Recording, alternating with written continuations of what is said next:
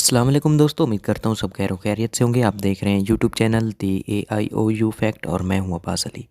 दोस्तों आज की वीडियो में बीएड के कोर्स कोड 84025 हायर एजुकेशन इस पर कंप्लीट बुक पर मैं रिव्यू देने वाला हूँ। इससे पहले बाकी कोर्स पर भी जो कंप्लीट बुक पर रिव्यूज़ दिए हुए हैं उस पर स्टूडेंट्स के काफ़ी अच्छे जो हैं वो रिस्पॉन्स आते हैं। वो बताते हैं कि उनको ये वीडियोस देखने के बाद कंप्लीट बुक पे रिव्यूज़ देखने के बाद उनकी एक तो पेपर की तैयारी अच्छी हो जाती है और पेपर को सॉल्व जो है वो इजीली वो कर लेते हैं।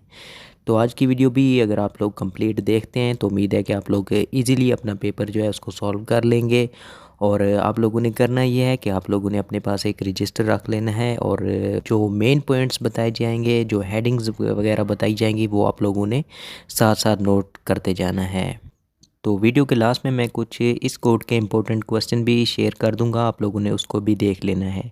तो वीडियो शुरू करने से पहले अगर आप लोगों ने इस चैनल को सब्सक्राइब नहीं किया हुआ तो इस चैनल को सब्सक्राइब कर लें ताकि आपको इलामा इकबाल ओपन यूनिवर्सिटी से रिलेटेड हर खबर बाज़री ये वीडियो आप लोगों तक पहुँच सके। तो चलें दोस्तों वीडियो शुरू करते हैं। तो सबसे पहले हम देख लेते हैं कि हायर एजुकेशन होती क्या है, इसका तारुफ क्या होता है। तो हायर एजुकेशन जो होती है वो सेकेंडरी एजुकेशन के बाद जो है वो यूनिवर्सिटी के लेवल पर ज़्यादातर जो होती है। लेकिन अगर इसको मेडिकल के शोबे में या किसी और यानी कि आप लोग शोबे में लें तो आप लोगों को पता है कि जो हायर एजुकेशन होती है इन फील्ड में, कुछ फील्ड में जो है वो कॉलेजेस में भी करवाई जाती है। तो आप लोग ये कह सकते हैं कि सेकेंडरी एजुकेशन के बाद जो तालीम शुरू होती है वो हायर एजुकेशन होती है। इसके बाद हमारे पास क्वेश्चन आ जाता है कि जो हायर एजुकेशन है उसकी ज़रूरत क्या है या उसकी नीड क्या है और उसका स्कोप क्या है, माशरे में क्या स्कोप है हायर एजुकेशन का। तो इसके बारे में हमने बताना है। तो इसमें बेसिकली आप लोगों ने बता देना है कि जो एक हायर एजुकेशन का शख्स होता है वो जो है माशरे के लिए किस तरह बेहतर होता है। तो वो अगर वो किसी हेल्थ की कैटेगरी में चला जाता है पढ़ा लिखा इंसान तो उसको ज़्यादा बेहतर उसको मैनेज कर सकता है। अगर वो किसी सिक्योरिटी इदारे में काम करता है तो उसको भी एक बेहतर चला सकता है। और इसके अलावा अगर वो कहीं पर भी जॉब करता है तो उसमें इतनी एक लीडरशिप की क्वालिटीज़ होती हैं, वो उस इदारे को बेहतर चला सकता है, वो इकॉनमी को बेहतर चला सकता है, वो ज़्यादा कॉन्फिडेंस होता है, किसी भी जॉब में काम करता है तो वो बेहतर तरीके से कर सकता है। तो इस तरह से आप लोगों ने कुछ पॉइंट्स बनाकर एक्सप्लेन करना है। इस टॉपिक में आप लोगों ने बातें लिखनी हैं और आपने कुछ एग्जांपल्स वगैरह देनी है एक कोई पढ़े लिखे इंसान की कि वो किस तरह किसी कंट्री को उसने बेहतर चलाया। तो इस हवाले से आप लोगों ने इस टॉपिक में बातें शेयर करनी है। तो उसके बाद एक क्वेश्चन ये भी आ जाता है कि हायर एजुकेशन का जो पर्पस क्या होता है और इसके मकसद क्या होते हैं। तो इस हवाले से कुछ पॉइंट्स यहाँ पर बनाए गए हैं। कैरियर प्रिपरेशन होता है, अपने जो कैरियर है उसकी तैयारी के लिए ये लाजमी होता है उसको बेहतर बनाने के लिए। और पर्सनल डेवलपमेंट है, बेहतर कम्युनिकेशन की स्किल जो है वो, और क्रिटिकल थिंकिंग स्किल जो है यानी कि एक गौर व फिक्र करने वाली सोच पाने के लिए भी एक हायर एजुकेशन का होना लाजमी होता है। तो इस तरह से आप लोगों ने इस पर एक पॉइंट्स बनाकर और कोशिश करनी है कि खुद से और डेली लाइफ की और आपके इर्द गिर्द जो एग्जांपल्स हैं उनको यहाँ पर मेंशन करना है और इसको एक्सप्लेन करना है अपनी वर्डिंग में। तो आगे ये भी पूछा जा सकता है कि इसमें क्या चैलेंजेस आ रहे हैं, मेजर चैलेंजेस क्या हैं हायर एजुकेशन में। तो आप लोगों ने पाकिस्तान को मद्देनज़र रखते हुए अपने जो सिस्टम में इश्यूज़ हैं वो बयान करने हैं। तो यहाँ पर क्या होता है कि यहाँ पर क्वांटिटी जो है वो ज़्यादा है और क्वालिटी जो है वो कम है। यानी कि ज़्यादा लोगों को डिग्रीज़ दी जा रही हैं, ज़्यादा लोग इस पे अप्लाई कर रहे हैं, उनको डिग्री तो बहुत ज़्यादा स्टूडेंट्स ले रहे हैं लेकिन उससे मुल्क को फ़ायदा नहीं हो रहा। उसमें इस तरह के लोग सामने आ नहीं रहे जो मुल्क की खिदमत कर सकें या लीडरशिप का एक रोल किरदार अदा कर सकें। तो आप लोगों ने ये बताना है कि इसमें क्वांटिटी बेशुमार लोग आ रहे हैं लेकिन इसकी जो उनकी डिग्री की जो क्वालिटी होती है वो अच्छी नहीं होती, बेहतर नहीं होती। तो इसके अलावा आप लोगों ने कुछ पॉइंट्स यहाँ पर मेंशन कर देने हैं कि एडमिनिस्ट्रेशन के काफ़ी सारे जो इश्यूज़ आ रहे हैं उनको रिफ़ॉर्म नहीं किया जा रहा, उनको बेहतर नहीं बनाया जा रहा। और फैकल्टी के भी इश्यूज़ आ रहे हैं, इतने हाई फाई जो लोग हैं वो नहीं आ रहे इस शोबे में। और जो पॉलिसी एजुकेशन की पॉलिसीज़ हैं वो भी इस तरह से नहीं है कि वो प्रॉपर काम नहीं कर पा रही। और यहाँ पर बजट का भी आप लोग कह सकते हैं कि वो भी बहुत कम होता है, जिसमें कम बजट में जो है सारा कुछ मैनेज करने की कोशिश की जाती है, जिससे भी जो क्वालिटी है वो डिस्टर्ब होती है। तो इस तरह से आप लोगों ने काफ़ी सारे चैलेंजेस जो हैं वो बता देने हैं, और उसके बाद आप लोगों ने ये हेडिंग दे देनी है कि इसको चैलेंजेस को कम कैसे किया जा सकता है। तो इसमें आप लोगों ने अपने रोज़मर्रा की ज़िंदगी में जो भी आप लोग समझते हैं कि किस तरह इसको बेहतर किया जा सकता है, जैसे कि इसके जो सिस्टम है उसको बेहतर किया जा सकता है, उस पर काम किया जा सकता है, और इसकी पॉलिसीज़ को जो आप लोगों ने मेजर इश्यूज़ बताए हैं उनको भी आप लोग लिख सकते हैं कि इन चीज़ों को जो है वो बेहतर करके इनमें जो क्वालिटी जो है उसको बेहतर किया जाए, क्वांटिटी पर ध्यान ना दिया जाए, ये ना फिक्स किया जाए कि इतने तादाद में लोगों को जो है उनको डिग्रीज़ देनी ही देनी है, लेकिन ये फ़िक्स किया जाए कि इस क्वालिटी की जो तालीम है वो देनी है। तो जो आप लोगों ने मेजर चैलेंजेस दिए थे उसको भी आप लोग यहाँ पर लिख सकते हैं उनको, कि इस तरह से बेहतर किया जाता है इन इश्यूज़ को सॉल्व करके, बजट बढ़ाकर, तालीम के लिए पॉलिसीज़ नई नई पॉलिसी बनाकर, फैकल्टी जो हम हायर करते हैं उसका कुछ टेस्ट वगैरह लेकर एक प्रॉपर सिस्टम के साथ उनको जब हायर एजुकेशन में इन्वॉल्व किया जाएगा तो उससे भी अच्छे रिज़ल्ट आएंगे और इन इश्यूज़ को हम कंट्रोल कर सकेंगे। तो यहाँ पर हायर एजुकेशन इन पाकिस्तान भी आप लोगों से इस रिलेटेड क्वेश्चन आ सकता है, आपसे पूछ सकते हैं कि पाकिस्तान में हायर एजुकेशन का क्या कॉन्सेप्ट है, किस तरह इसको डील किया जा रहा है, और इससे किस तरह माशरे को फ़ायदा हो रहा है कि नहीं हो रहा। पर ज़ाहिर सी बात है पाकिस्तान में इतना अच्छा सेटअप नहीं है हायर एजुकेशन का, उस तरह से जो है वो रिज़ल्ट नहीं प्रोड्यूस हो रहे। तो यहाँ पर भी आप लोगों ने वही मेंशन करना है कि पाकिस्तान में अभी बेहतर निज़ाम नहीं है हायर एजुकेशन के हवाले से, हमारी यूनिवर्सिटी जो है वो टॉप 10 में नहीं आती। तो इसकी मेन वजह यही है कि जो हमने आज से पहले जब पाकिस्तान आज़ाद हुआ था तब की जो पॉलिसीज़ बनाई गई थी हम उन्हीं को फॉलो कर रहे हैं, उनमें कोई बेहतर इम्प्रूवमेंट नहीं लाए, उन पॉलिसी में कुछ ज़्यादा चेंजेस नहीं लाए। और दूसरी ये भी हो सकती है कि हम जो है दूसरी कंट्री के जो डेवलप कंट्री हैं उनके मुताबिक पॉलिसी बनाने की कोशिश करते हैं, लेकिन हमारे पास उस हिसाब से वसाइल नहीं है, उस तरह का माहौल नहीं है, या उस तरह से अभी हमारा स्ट्रक्चर नहीं है। तो इस वजह से हम जो है बार बार फेल हो रहे हैं हायर एजुकेशन की पॉलिसी बनाते हुए। तो इसके लिए पाकिस्तान ने जो है वो एक HE फॉर एजुकेशन सेक्टर के लिए बनाया था 2021 में। तो इसका जो मेन मकसद था कि जो पाकिस्तान की हायर एजुकेशन है उसको वर्ल्ड की जो हायर एजुकेशन है उनके मुताबिक बनाया जाए, उनकी रिक्वायरमेंट के मुताबिक बनाया जाए, ताकि जो यहाँ से तालीम हासिल करने के बाद अगर कोई इंटरनेशनली या किसी और कंट्री से एजुकेशन हासिल करना चाहता है तो उनका जो मेयार है उसके मुताबिक वो जो सब्जेक्ट वगैरह हों उनके दरमियान कोई गैप ना हो, तो ताकि वहाँ पर भी स्टूडेंट्स जाके इजीली जो है उस माहौल में अपनी स्टडी को जारी रख सकें। तो इसके अलावा जो इखलाकी कदरें हैं स्टूडेंट्स की उसको बेहतर किया जाए, और दूसरी कंट्रीज़ से जो स्कॉलरशिप्स दी जाती हैं स्टूडेंट्स को उनको मैनेज किया जाए, और स्टूडेंट्स को उसके बारे में आगाह किया जाए, उनको आगाही फ़राहम की जाए।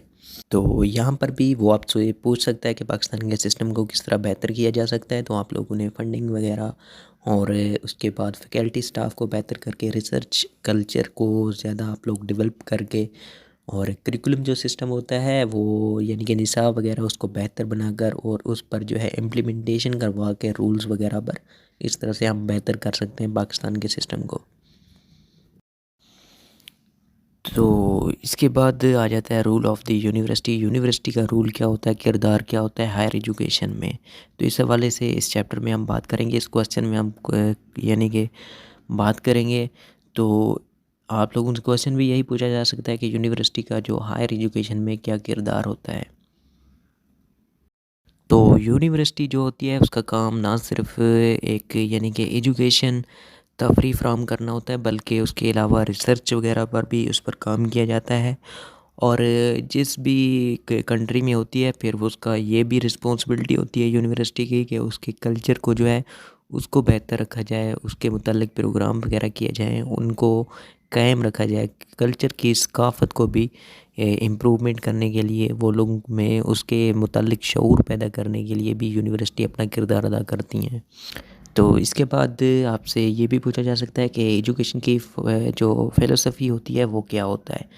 तो इसमें आप लोग को बता सकते हैं कि स्टडी ऑफ ऑब्जेक्ट की जो स्टडी होती है तालीम होती है, या प्रोसीजर वगैरह होता है, या नेचर के रिलेटेड जो स्टडी होती है उसके बारे में इल्म हासिल करना होता है, या प्रिंसिपल ऑफ एजुकेशन होता है जो तालीमी निज़ाम होता है उसके बारे में, जो उसका प्रिंसिपल होते हैं उसके रूल्स रेगुलेशंस होते हैं उसके मुतालिक तालीम हासिल करने का नाम है। तो आगे फ़िलासफ़ी के रिलेटेड एक टेबल भी बनाया गया है कि इससे क्या क्या होते हैं। अगर आप लोग इसको टेबल भी बनाना चाहें, क्वेश्चन अगर इससे रिलेटेड आ जाता है तो वो भी आप लोग बना सकते हैं। तो इसमें देख सकते हैं कि फ़िलासफ़ी से डेवलपमेंट होती है और कम्युनिटी होती है, उसमें बेहतरी आती है। डेवलपमेंट में क्या क्या होता है, उसमें करिकुलम होता है यानी कि निसाब होता है, और लर्निंग इन्वायरमेंट होती है, एक सीखने का माहौल पैदा होता है। तो कम्युनिटी में आ जाते हैं टीचर फैकल्टी मेंबर भी आ जाते हैं, ये कम्युनिटी से बिलोंग करते हैं, और जो स्टूडेंट्स होते हैं और सुनने वाले और सीखने वाले जो अफराद होते हैं वो कम्युनिटी से बिलोंग करते हैं। तो इसका मकसद बेसिकली वैसे जो फ़िलोसफ़ी होती है उसका मकसद ये होता है कि वो जो तालीमी जो मसाइल होते हैं, प्रॉब्लम्स वगैरह होती हैं, उनको उनको एड्रेस करना यानी कि उनको तलाश करना, और उसकी फिर उसको सॉल्व करने के लिए लाहे अमल तैयार करना, ये कुछ इसके मकासद होते हैं फ़िलासफ़ी ऑफ एजुकेशन के बाद आप लोग कह सकते हैं कि जो इम्प्रूवमेंट ऑफ यूनिवर्सिटी एजुकेशन की इम्प्रूवमेंट कैसे की जा सकती है, उससे क्या बेहतरी आ सकती है अगर एक यूनिवर्सिटी को बेहतर किया जाए। तो यूनिवर्सिटी से रिलेटेड हमने पहले भी पढ़ लिया है कि उसकी डेफिनेशन वगैरह, तो यहाँ पर हम देख सकते हैं कि किन किन चीज़ों में ये बेहतरी ला सकती है। तो इफ़ेक्ट होना इकोनॉमिक फील्ड में, जैसे कि आप लोगों को पता है कि अगर यूनिवर्सिटी से एक काबिल लोग आते हैं पढ़ के, तो वो मुल्क की जो इकॉनमी होती है या वो किसी इदारे की या किसी भी चीज़ की जो इकॉनमी होती है उसको बेहतर कर सकते हैं। तो उसके बाद इफ़ेक्ट होना क्वालिटी ऑफ लाइफ को बेहतर कर सकते हैं, लोगों की रहने का रहन सहन का तरीकाकार उसको बेहतर कर सकते हैं, उसमें से जितनी भी नेगेटिविटी होती है उसको दूर कर सकते हैं। तो उसके बाद रिसर्च पर काम कर सकते हैं, रिसर्च वर्क पर ज़्यादा से ज़्यादा बेहतरी ला सकते हैं और एक रिसर्च कल्चर बना सकते हैं माशरे में। इन्वेंशन कर सकते हैं, कुछ ईजादात कर सकते हैं। ज़ाहिर सी बात है जब रिसर्च का जो कल्चर है वो पैदा हो जाएगा माशरे में यूनिवर्सिटी से, तो उससे भी जो लोगों में नई नई चीज़ें जो हैं वो दरियाफ़्त होंगी, नए कॉन्सेप्ट जो हैं वो बाहर आएंगे, और लोगों की ज़िंदगी जो हैं वो आसान होंगी। और उसके बाद पब्लिक इंगेजमेंट होगी, पब्लिक को साथ रखने में, उनको एक दूसरे के साथ जोड़ने में भी अगर कोई इस तरह की इन्वेंशन वगैरह होती हैं, ज़ाहिर सी बात है उससे रोज़गार पैदा होते हैं। रोज़गार से क्या होता है, लोग एक दूसरे से एंगेज होते हैं जब एक जगह पर जॉब वगैरह करते हैं। तो इससे रिलेटेड आप लोगों ने अपने पॉइंट्स जो हैं रोज़मर्रा की ज़िंदगी से और कोशिश करनी है कि ख़ुद से ज़्यादा एक्सप्लेन करना है, एग्जांपल देनी है, और उसको फिर कोई एग्जांपल से आप लोगों ने उसको एक्सप्लेन करना है ज़्यादा से ज़्यादा। तो उसके बाद हमारे पास आ जाता है growth and development of higher education. तो इससे रिलेटेड जो कुछ चीज़ें आम पॉइंट्स वगैरह पढ़ लेंगे। तो इस चैप्टर में बेसिकली जो एजुकेशन की ग्रोथ है या डेवलपमेंट हुई है पाकिस्तान में हो या ओवरऑल हुई हो, उस हवाले से आप लोगों ने लिखना है। उस हवाले से आपसे पूछा भी जा सकता है। तो सबसे पहले यहाँ पर जो दी गई है वो यूजीसी यूनिवर्सिटी ग्रेजुएशन, तो इससे रिलेटेड तो यहाँ पर पूछा भी जा सकता है कि यूजीसी टू एचईसी, तो ये क्यों अपग्रेडेशन किस लिए की गई है। और इसके लिए सबसे पहले आप लोगों को पता होना चाहिए कि यूजीसी क्या है और एचईसी क्या है और इनके मकासद क्या हैं, और ये कब डेवलप हुए थे।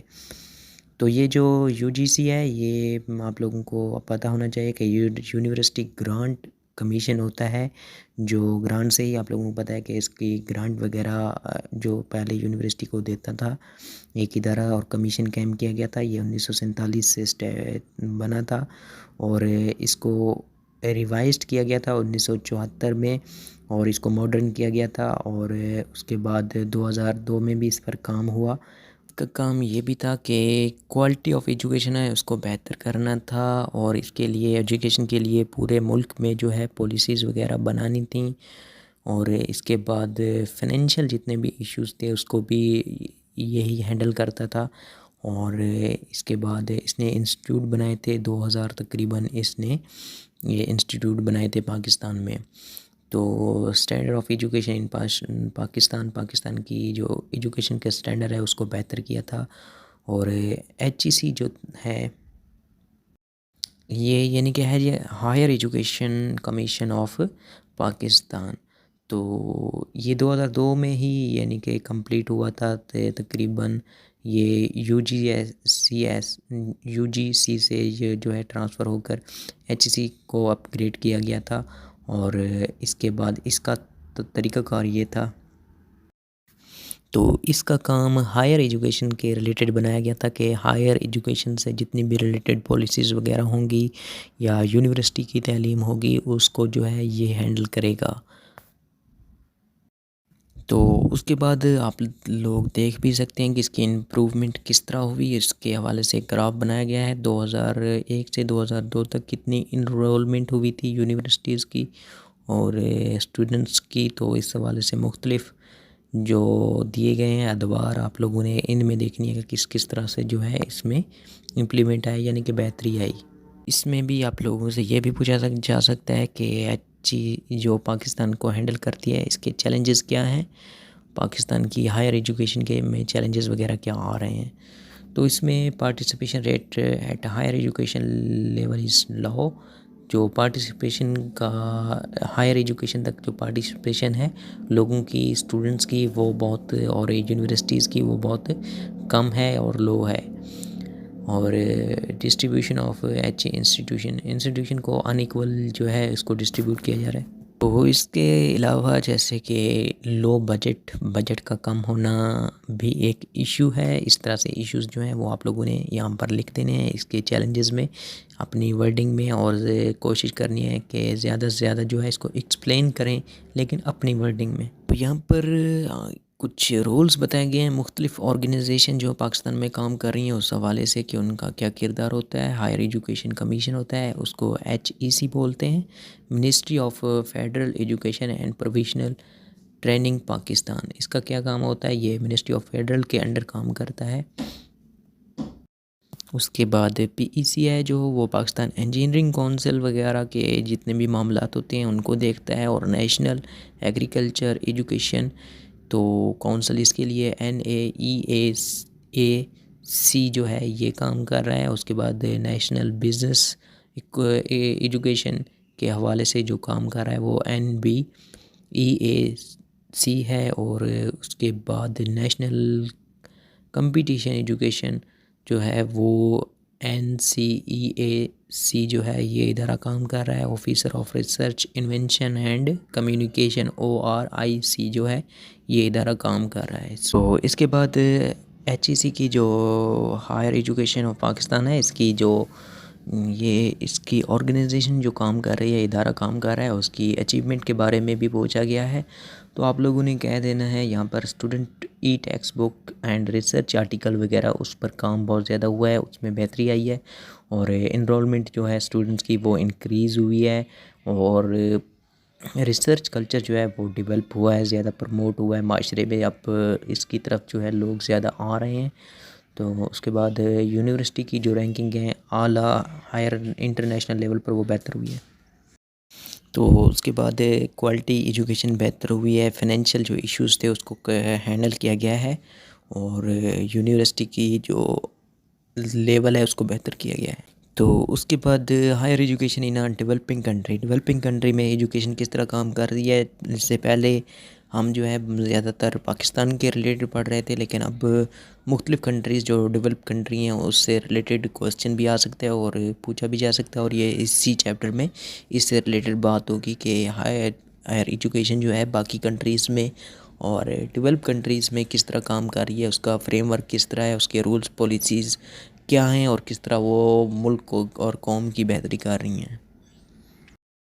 तो यहाँ पर कुछ मेन पॉइंट्स बताए गए हैं कि USA के रिलेटेड अगर आपसे पूछा जाए तो उसमें क्या होता है। उसमें पब्लिक 4 ईयर कॉलेज यूनिवर्सिटीज़ में होती हैं और public 2 year colleges and private वगैरह में होती है।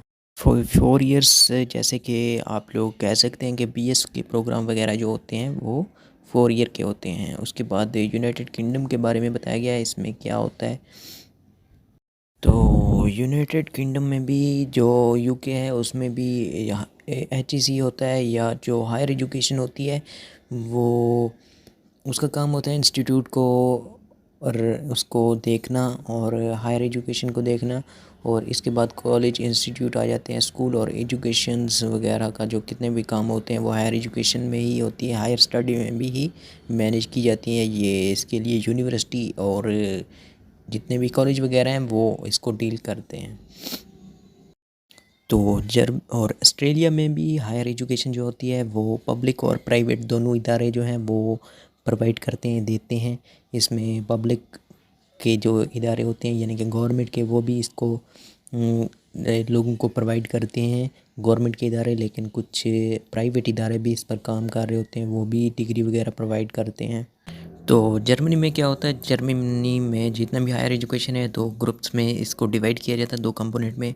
यूनिवर्सिटीज़ जो होती हैं वो जितनी भी हायर एजुकेशन की यूनिवर्सिटी लेवल की तालीम होती है वो प्रोवाइड करती है, और डिप्लोमा वगैरह और मास्टर प्रोग्राम्स जितने भी होते हैं वो टेक्निकल एजुकेशन जो है वो ऑफ़र करते हैं। तो यूनिवर्सिटी इसके बाद यूएसए जो होती है उसकी लेंथ जो होती है एकेडमिक ईयर की वो 32 से 36 वीक के दरमियान होती है। इसके दरमियान जो इसकी लेंथ होती है हायर एजुकेशन की। तो इसी तरह मेन पॉइंट्स इस स्लाइड में मेंशन किए गए हैं, और तमाम कंट्रीज़ के और बहुत सी कंट्रीज़ के रिलेटेड जो है वो पॉइंट्स बताए गए हैं। लेकिन इसमें ज़्यादा इम्पोर्टेंट यूएसए की है, पाकिस्तान की है, और इसके अलावा चाइना के रिलेटेड जो है आप लोगों ने इन 3 कंट्रीज़ के रिलेटेड जो है आप लोगों ने लाजमी देख लेना है। इसके रिलेटेड ही मोस्टली पूछा जाता है, और बाकी कंट्रीज़ के मुतालिक भी आपने मेन पॉइंट्स पढ़ लेने हैं। तो इसके बाद आ जाता है आपसे जो डेवलप कंट्रीज़ हैं उनके एजुकेशन, हायर एजुकेशन के मुतालिक भी पूछ सकते हैं। तो उससे रिलेटेड कुछ बताया गया है। इंडिया के बारे में बताया गया कि 1976 में जो है 1947 में इसमें 20 यूनिवर्सिटी थी और 500 कॉलेजेस थे। और इसके बाद इसको 5 ग्रुप में इंस्टीट्यूट में डिवाइड किया गया था। तो इसके बाद मेन पॉइंट्स जो हैं इजिप्ट, मलेशिया, थाईलैंड, इंडिया, और focus of the HE institute India, Egypt वगैरह के बारे में पॉइंट्स बताए गए हैं। आप लोगों ने सिंपली इनको देख लेना है पॉइंट्स को, और एक दफ़ा रीड कर लेना है, क्योंकि ये इंपॉर्टेंट ही बताए गए हैं। इसमें ज़्यादा एक्सप्लेन जो है वो आप लोगों ने अपनी वर्डिंग में करना है, लेकिन मेन पॉइंट यहाँ पर दिए गए हैं। तो आप लोगों ने बारी बारी तमाम पॉइंट्स जो हैं वो पढ़ लेने हैं।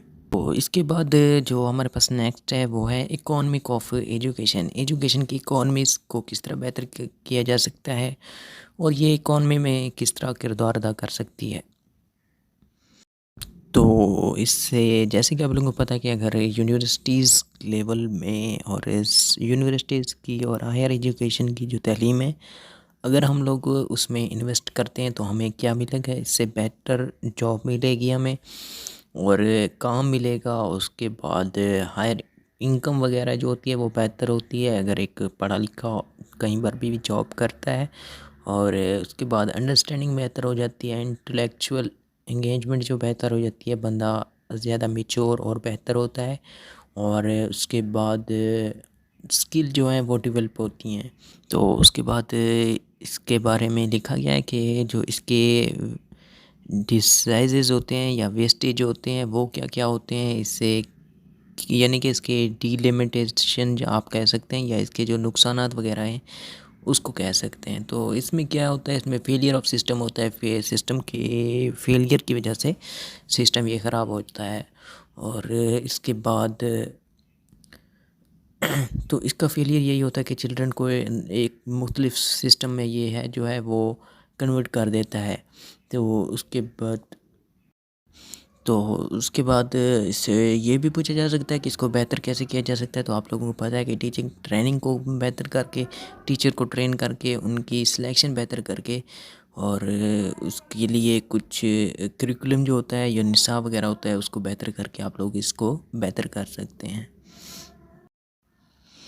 तो इसके बाद जी आ जाता है हमारे पास क्वेश्चन के एजुकेशन में असेसमेंट का क्या किरदार है, या assessment in higher education. Assessment यानी कि जायज़ा और जांच पड़ताल जो हम करते हैं या रिसर्च वर्क जो करते हैं प्रैक्टिकल वगैरह, तो उस हवाले से इसको असेसमेंट के बारे में आपसे पूछ सकते हैं। तो यहाँ पर के बताया गया है कि असेसमेंट जो होता है वो प्रोसेस होता है, तरीक़ाकार होता है, डॉक्यूमेंटेशन होती है, उसमें उसके में मैयर एबल जो चीज़ें होती हैं वो की जाती हैं, टर्म वगैरह ली जाती हैं कि किस चीज़ को किस तरह मापना है, किस तरह उसकी पहचान करनी है, या नॉलेज, स्किल, एटीट्यूड वगैरह को उनको बेहतर करने का एक तरीक़ाकार होता है असेसमेंट। तो इसकी वजह क्या होती है, असेसमेंट क्यों की जाती है? तो इसकी वजह यही होती है कि आप लोग किसी की सिलेक्शन वगैरह करने के लिए भी आप लोग असेसमेंट कर सकते हैं, उसका जायज़ा ले सकते हैं, उसकी जांच पड़ताल कर सकते हैं। चाहे वो निसाब से रिलेटेड हो, कोई निसाब बढ़ाना हो, उससे रिलेटेड आप जांच पड़ताल करते हैं कि ये काबिल है पढ़ाया जाए और इससे कोई फ़ायदे क्या हासिल होंगे, किस तरह इसको पढ़ाया जाए, तमाम चीज़ें जो देखी जाती हैं उसका जायज़ा लिया जाता है। ये भी एक इसका मकसद होता है। तो उसके बाद आ जाता है सर्टिफिकेशन आ जाता है, मतलब कि आप लोग जांच पड़ताल इस तरह भी लेते हैं। जांच पड़ताल या असेसमेंट आप लोग जिस तरह हम एग्ज़ाम्स वगैरह देते हैं, इसका मकसद भी यही होता है कि किस स्टूडेंट्स ने कितना पढ़ा है, उसको उस हिसाब से फिर उनको डिग्री वगैरह दी जाए, उनको नंबर, मार्क्स और मार्क्स शीट वगैरह दी जाए, उनकी एक सर्टिफिकेशन की जाए कि इसने कितने तक पढ़ा है, इसकी काबिलियत क्या है। इस हवाले से भी आप लोग उसकी असेसमेंट करते हैं। मतलब और इससे अलावा आप लोग ये भी लिख सकते हैं किसी चीज़ को इम्प्रूवमेंट करने के लिए, उसकी उसमें बेहतरी लाने के लिए भी हम असेसमेंट करते हैं। चाहे वो आप लोग फिर एग्जांपल टीचिंग के हवाले से भी दे सकते हैं और स्टूडेंट के हवाले भी से दे सकते हैं। एजुकेशन से रिलेटेड कोई भी आप लोग एग्जांपल दे सकते हैं, या इससे हट कर भी आप लोग एग्जांपल्स दे सकती हैं अपने वर्डिंग में। उसको बहुत ज़्यादा जो है उसको जितना एक्सप्लेन कर सकते हैं उतना एक्सप्लेन जो है आप लोग कर सकते हैं।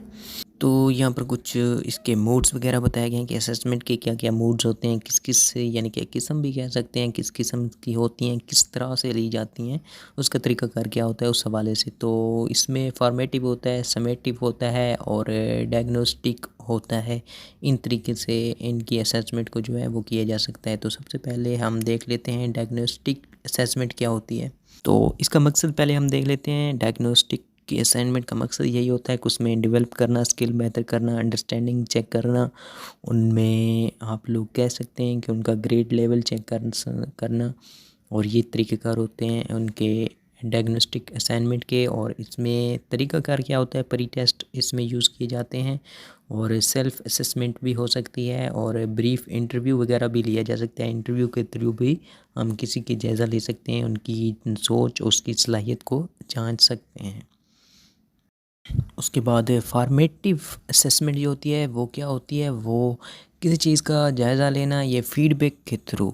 फीडबैक भी हम बाज़ औक़ात लेते हैं, उससे स्टूडेंट्स की कारकर्दगी को जांचने के लिए भी ले सकते हैं। टीचर की कारकर्दगी के लिए जांचने के लिए फ़ीडबैक हम स्टूडेंट से ले सकते हैं और स्टूडेंट्स की कारकर्दगी देखने के लिए हम मुख्तलिफ़ टीचर्स से जो उनको मुख्तलिफ़ सब्जेक्ट पढ़ाते हैं उनसे जायज़ा ले सकते हैं, उनसे फ़ीडबैक ले सकते हैं कि कौन सा स्टूडेंट्स किस तरह पढ़ता है, कितनी जल्दी वो सबक याद कर लेता है, चीज़ें अंडरस्टैंड कर लेता है। इस तरह से हम फ़ीडबैक वगैरह ले सकते हैं। उसके बाद ये चीज़ें जो है ऑब्जर्वेशन से भी की जा सकती हैं। होमवर्क देखकर क्वेश्चन आंसर के सेशन का भी करवाया जा सकता है, कॉन्फ्रेंस करवाई जा सकती है और in class activities, different activities के थ्रू भी ये करवाई जा सकती है फॉर्मेटिव असेसमेंट। तो उसके बाद समेटिव असेसमेंट आ जाती है। समेटिव असेसमेंट में बेसिकली जो होता है वो इसमें ये जो वही होती है जो एग्ज़ामिनेशन ली जाती है, फाइनल एग्ज़ामिनेशन होता है या टर्म पेपर वगैरह भी ली जाती हैं। आप लोगों से टर्म्स लिए जाते हैं और प्रोजेक्ट वगैरह करवाए जा सकते हैं और मुख्तलिफ़ जो स्टूडेंट्स के लिए काम किए जाते हैं उसके थ्रू पेपर, टेस्ट और फाइनल जो आपके एग्ज़ाम्स होते हैं वो भी इसमें ही आ जाते हैं, समेटिव असेसमेंट में आ जाते हैं। तो इसके बाद आप लोग इसके फ़ायदे वगैरह भी मेंशन कर सकते हैं, बता सकते हैं किस तरह फ़ायदा होता है स्टूडेंट्स को और किस तरह ली जा सकती है और पाकिस्तान में क्या क्या सिस्टम्स होते हैं, उसके हवाले से आप लोग पॉइंट्स बनाकर उसको एक्सप्लेन कर सकते हैं। और इसकी हिस्ट्री के बारे में बताया जा सकता है, पाकिस्तान की हिस्ट्री में किस तरह जो है वो इसको एग्ज़ामिनेशन वगैरह किस तरह लिया जाता था और एजुकेशन से रिलेटेड कुछ हिस्ट्री भी आप लोग यहाँ पर मेंशन कर सकते हैं। और इसके अलावा आप लोग teacher and learning role in assessment, teacher का क्या रोल होता है उसके हवाले से भी कह सकते हैं कि टीचर एज उसके परफॉर्मेंस और कंडक्ट किस तरह किया जा सकता है, और तमाम पॉइंट्स टीचर का रोल जो है आप लोगों ने अपनी वर्डिंग में इसको एक्सप्लेन करना है यहाँ पे। तो पाकिस्तान में आप लोगों को पता है भी किसी भी इदारे में जाने के लिए या आप लोग किसी यूनिवर्सिटी में इंटर होने के लिए, किसी जॉब के में इंटर होने के लिए बेसिकली आप लोगों से मुख्तलिफ टेस्ट वगैरह लिए जाते हैं। तो आप लोगों ने उन टेस्ट को भी यहाँ पर मेंशन कर सकते हैं और उन टेस्ट के बारे में बता सकते हैं कि ये टेस्ट जो है इससे रिलेटेड जो लोग होते हैं, स्टूडेंट्स होते हैं, उनसे लिया जाता है। इस शोबे को ज्वाइन करने के लिए ये वाला टेस्ट जो है वो लिया जाता है। इसमें यूईटी का ई कैट आ जाता है, एम कैट आ जाता है, एसएटी आ जाता है, एनटीएस आ जाता है, और इसके बाद जीआरई आ जाता है। और मुख्तलिफ़ यूनिवर्सिटी के मुख्तलिफ़ टेस्ट होते हैं जो आप लोगों को पता होंगी। आप लोगों ने वो पॉइंट्स लिखने हैं, उसको एक्सप्लेन करने हैं, और आपसे रिलेटेड कोई भी टेस्ट जो है आप लोगों ने दिया है उससे रिलेटेड बातें यहाँ पर मेंशन कर देनी है।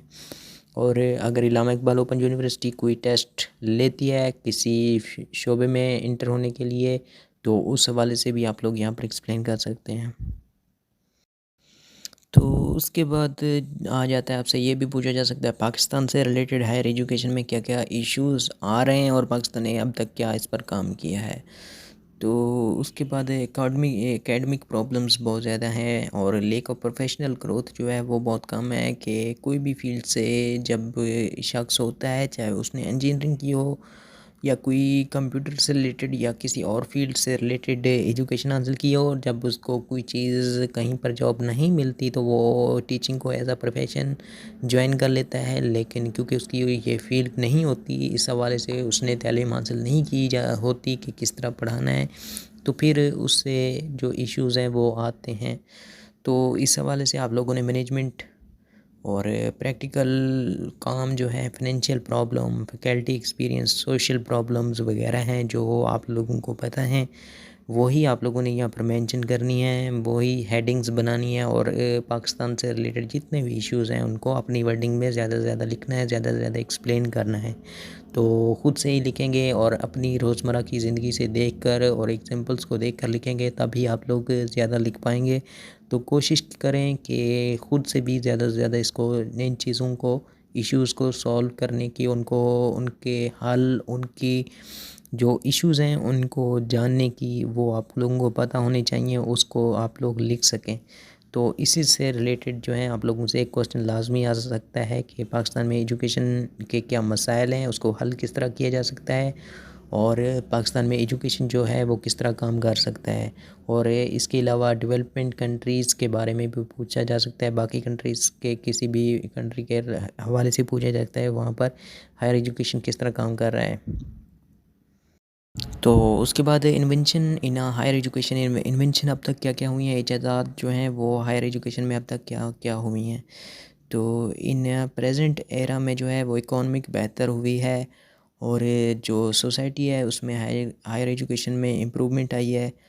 और तो इसमें आप लोग जो इन्वेंशन हुई हैं बहुत ज़्यादा, आप लोग उनको भी, अब टेक्निकल जितनी भी चीज़ें आई हैं आप उनको भी यहाँ पर मेंशन कर सकते हैं हेडिंग्स वगैरह बनाकर। तो इसमें अब जैसे डिस्टेंस एजुकेशन है, अब हम जितनी भी हायर एजुकेशन होती है उसको एक मोबाइल पे, यानी कि हम पढ़ रहे होते हैं, ऑनलाइन क्लासेस वगैरह हो रही होती हैं, तमाम चीज़ें हो रही होती हैं, तो ये भी एक डेवलपमेंट ही है हायर एजुकेशन में। तो इसको भी आप लोग मेंशन कर सकते हैं और इसको एक्सप्लेन कर सकते हैं और अपनी वर्डिंग में इसको लिख सकते हैं। तो जो कंटेंट वगैरह था वो इजी हो गया है, अब इस तमाम चीज़ें जो है नेट पे मिल जाती हैं एक्सप्लेन की हुई, हम वहाँ से स्टूडेंट्स को काफ़ी हेल्प मिलती है। तो इसके बाद मिड टर्म आ गई है, शॉर्ट टर्म आ गई है इसमें। तो इस तरह से जो इजादात हैं वो आप लोगों ने एक्सप्लेन करनी है और कुछ पॉइंट्स यहाँ पर बनाए भी गए हैं, आप लोगों ने उनको भी देख लेना है। और जो आप लोग ज़्यादा लिख सकते हैं जिस बात पे, उसको ज़्यादा लिखें, और जो आप लोग अपनी वर्डिंग में जिस चीज़ को एक्सप्लेन कर सकते हैं उसको भी ज़्यादा से ज़्यादा एक्सप्लेन करें अपनी वर्डिंग में। तो उम्मीद है आप लोगों को ये तमाम चीज़ें जो हैं वो क्लियर हो चुकी होंगी। अगर कोई आप लोगों को टॉपिक नहीं क्लियर हुआ तो आप नीचे कमेंट में लिख सकते हैं, मैं कोशिश करूँगा कि उसका रिप्लाई कर दूँ। या आप लोगों को कोई भी इलामा इकबाल ओपन यूनिवर्सिटी से रिलेटेड कोई क्वेश्चन है तो वो भी आप लोग मेंशन कर सकते हैं, उसका भी आप लोगों को रिप्लाई मिल जाएगा या उस पर एक वीडियो बनाकर आप लोगों को समझा दिया जाएगा। Thank you very much.